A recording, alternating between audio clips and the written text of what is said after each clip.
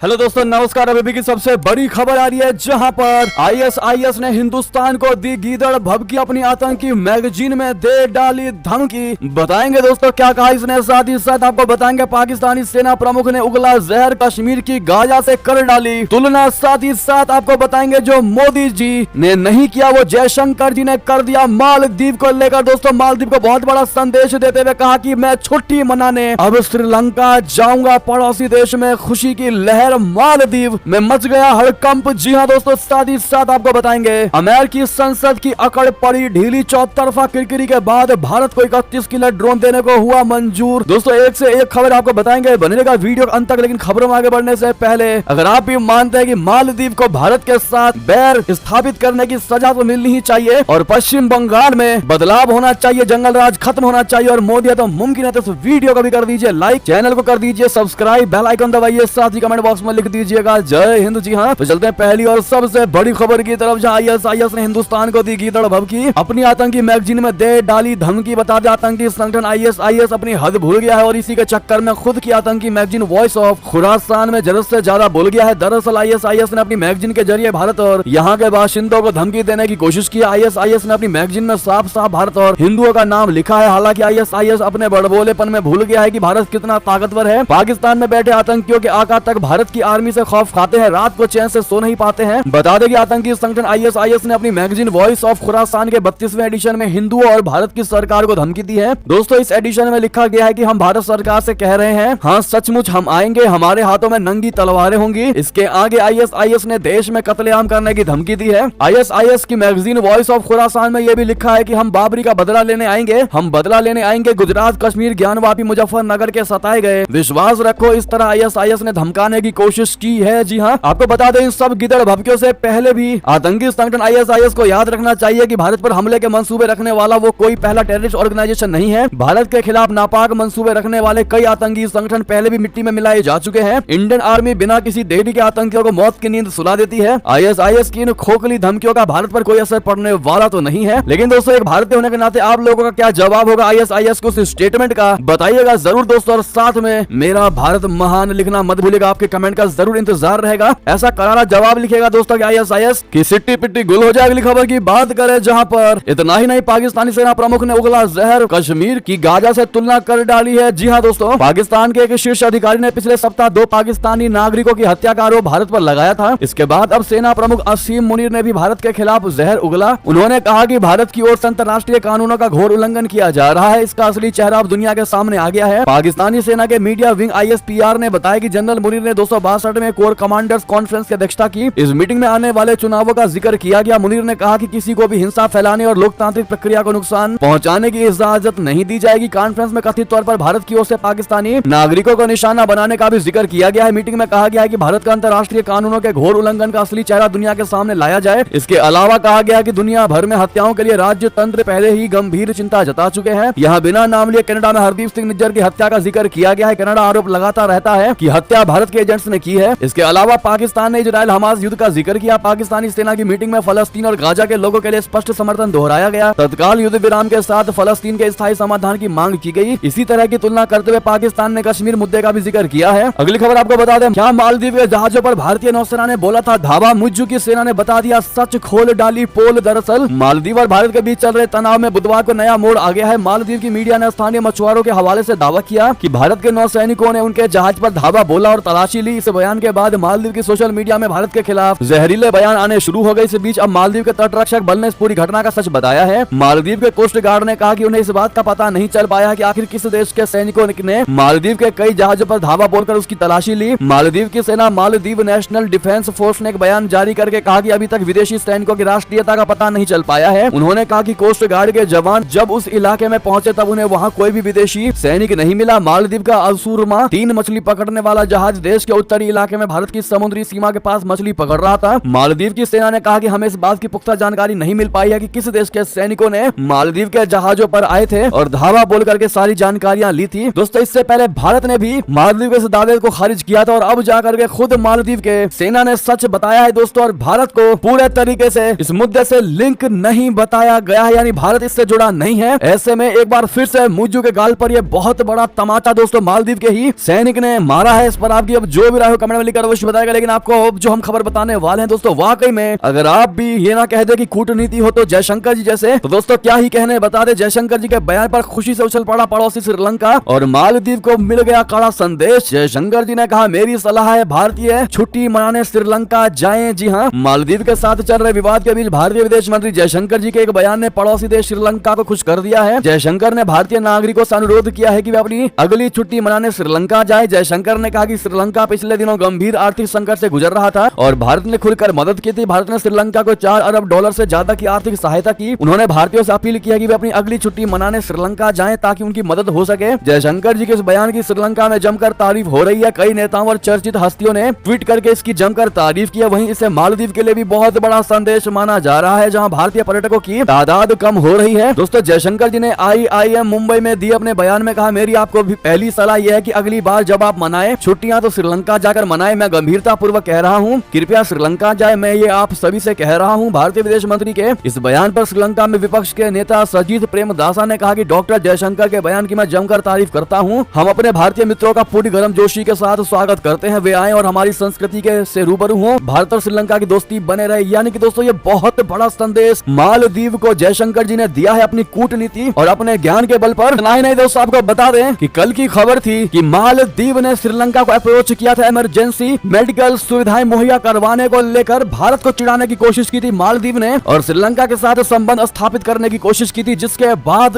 भारत की तरफ से ये बयान देना कहीं ना कहीं फिर एक बार श्रीलंका के साथ और मधुर संबंध भारत के बनेंगे और मालदीव के साथ जो श्रीलंका संबंध स्थापित करने वाला था कहीं ना कहीं वो ढीला पड़ जाएगा और ये बहुत बड़ा चौतरफा दोस्तों झटका लगने वाला है मालदीव को। अगर आप भी मानते तो वाकई में कमेंट में थैंक यू जयशंकर जी और मोदी है तो मुमकिन है कहना मत भूलिएगा। अगली खबर बता दें आपको, जहां अमेरिकी संसद की अकड़ पड़ गई ढीली। चौतरफा किरकिरी के बाद भारत को 31 किलर ड्रोन देने को दे डाली मंजूरी। बता दें अमेरिका और भारत के बीच तनाव की वजह से बने प्रीडेटर ड्रोन को लेकर बहुत बड़ा अपडेट है। अमेरिका के विदेश मंत्रालय के प्रीडेटर ड्रोन बनाने वाली कंपनी जनरल एटॉमिक को सूचित किया गया है कि आज अमेरिकी कांग्रेस ने 31 MQ-9B ड्रोन की बिक्री को मंजूरी दे दी है। हिंदुस्तान टाइम्स की रिपोर्ट के मुताबिक अमेरिकी कांग्रेस की ओर से अगले 24 घंटे के अंदर 3 अरब डॉलर के इस ड्रोन समझौते का नोटिफिकेशन जारी कर दिया जाएगा। इसे बाद में मोदी सरकार को भी भेज दिया जाएगा। भारत सरकार ने जहां इस समझौते पर चुप्पी साध रखी है, वहीं अमेरिकी सूत्रों का कहना है कि आज किसी भी वक्त भारत को 31 प्रीडेटर ड्रोन देने का नोटिफिकेशन बाइडेन सरकार की ओर से जारी कर दिया जाएगा। इससे पहले रिपोर्ट सामने आई थी कि खालिस्तानी आतंकी गुरपतवंत सिंह पन्नून की हत्या की साजिश की जांच को लेकर अमेरिकी संसद ने इस डील को रोक दिया है। इसके बाद अमेरिका की चौतरफा आलोचना शुरू हो गई। यही नहीं, उसकी भारत के साथ दोस्ती पर सवाल उठाए जाने लगे, वो भी तब जब चीन बहुत तेजी से हिंद प्रशांत क्षेत्र में अपनी दादागिरी बढ़ा रहा है। अमेरिका का कहना है कि चीन को रोकने के लिए भारत उसका इस क्षेत्र में बड़ा सहयोगी देश है। ड्रोन डील को रोकने से उसके दावे पर सवाल उठने लगे। ये ड्रोन अत्यधिक ऊंचाई पर और लंबे समय तक उड़ान भरने की तकनीक से लैस है। इनमें से 15 ड्रोन भारतीय नौसेना को और बाकी 8 इंडियन आर्मी और एयरफोर्स को मिलने वाले हैं। जी हाँ दोस्त, ऐसे में अमेरिका की हेकड़ी भी भारत ने अपने आप डाउन कर दी है। अगली खबर बता दें, चीन ने अफगान खजाने की खातिर पाकिस्तान की पीठ में घोपा छुरा, तालिबान को दे दी मान्यता। सदमे में मुनीर की सेना। बता दे पाकिस्तान के साथ सदाबहार दोस्ती का दम्भ भरने वाले चीन ने एक बार से जिन्ना के देश को बहुत बड़ा धोखा दिया है। पाकिस्तान और अफगानिस्तान में जंग जैसे हालात के बीच तालिबानी राजदूत को मान्यता दे दी है। चीन मंगलवार को दुनिया का पहला ऐसा देश बन गया है जिसने तालिबान के पूर्णकालिक राजदूत को स्वीकार किया है। चीन का यह कदम एक तरह से अफगानिस्तान में तालिबानी सरकार को ऑफिशियली यानी औपचारिक रूप से मान्यता देने के बराबर है। चीन के राष्ट्रपति शी जिनपिंग ने तालिबानी राजदूत बिलाल करीमी के परिचय पत्र को स्वीकार कर लिया है। दोस्त, चीन के इस कदम से ड्रैगन का आर्थिक गुलाम बन चुका पाकिस्तान पूरी तरह से हैरान है, जो TTP को लेकर तालिबान को झुकाने की कोशिश में लगा हुआ था। पाकिस्तानी अखबार एक्सप्रेस ट्रिब्यून की रिपोर्ट के मुताबिक चीन ने तालिबानी राजदूत को स्वीकार करने से पाकिस्तान से कोई राय नहीं ली। अखबार ने राजनयिक सूत्रों और विश्लेषकों के हवाले से कहा कि चीन का यह कदम एक तरह से अफगानिस्तान में तालिबानी सरकार को मान्यता देने की तरह से है। अब तक पाकिस्तान तालिबान से मान्यता देने के नाम पर दबाव बना रहा था, लेकिन अब उसकी ये चाल दोस्त चीन ने ही फेल कर दिया है। तालिबानी सरकार को अभी अंतरराष्ट्रीय स्तर पर किसी देश ने आधिकारिक रूप से मान्यता नहीं दी है, लेकिन अब चीन ने लगभग उसे मान्यता दे दी है। जी हाँ दोस्तों, पाकिस्तानी सूत्रों ने कहा कि चीन ने अकेले ही इस कदम को उठाया है और पाकिस्तान की चिंताओं को दरकिनार कर दिया। इससे पहले क्षेत्रीय दलों, खासकर पड़ोसी देशों ईरान, पाकिस्तान आदि ने फैसला किया था कि वे सामूहिक रूप से अहम सहमति से तालिबानी सरकार को मान्यता देने का फैसला लेंगे। पहले के विपरीत अब पाकिस्तान भी तालिबान को मान्यता देने से बच रहा है। पाकिस्तान चाहता है कि TTP आतंकियों के खिलाफ तालिबान एक्शन ले, लेकिन अब तक तालिबान ने कोई कार्रवाई नहीं की है। वहीं TTP आतंकी लगातार पाकिस्तानी सेना का खून बहा रहे हैं और अब चीन ने भी दोस्तों पाकिस्तान के साथ धोखा करके उसके खून को बहने दिया है और खून की गति और तेज कर दी है। जी हाँ दोस्तों, इस पर आपकी अब जो भी राय हो कमेंट में लिखकर अवश्य बताएगा, क्योंकि चीन को पता है कि किससे मुझे फायदा होने वाला है। पाकिस्तान जाए भाड़ में, हमें अपने देश से मतलब है और हम देश को आगे बढ़ाने के लिए तालिबान का खजाना लूटेंगे और पाकिस्तान से अब हमें कुछ नहीं मिलने वाला, तो पाकिस्तान की कौन फिक्र करे, हम तालिबान के साथ आगे बढ़ेंगे। और यही वजह है कि चीन तालिबान के साथ आगे निकल गया बिना पाकिस्तान को पूछे और पाकिस्तान का मुंह बन गया। बहरहाल दोस्तों, इस कूटनीति पर आपकी जो भी राय होने वाली हो कमेंट में लिखकर अवश्य बताइएगा। बहरहाल ये थी कि सारी बड़ी खबरें, आपको हमारी खबर कैसी लगी, आशा करता हूँ बहुत अच्छी लगी होगी। अगर थोड़ी भी अच्छी लगी तो इस वीडियो को दोस्तों में, भाइयों में, साथियों में, रिश्तेदारों में शेयर अवश्य कर दीजिएगा और अभी कर दीजिए इस वीडियो को लाइक, चैनल कर दीजिए सब्सक्राइब, बेल आइकन दबाइए, साथ ही कमेंट बॉक्स में लिख दीजिएगा जय हिंद जय भारत। और यहाँ तक बने रहने के लिए आप सभी का बहुत बहुत धन्यवाद। जय हिंद।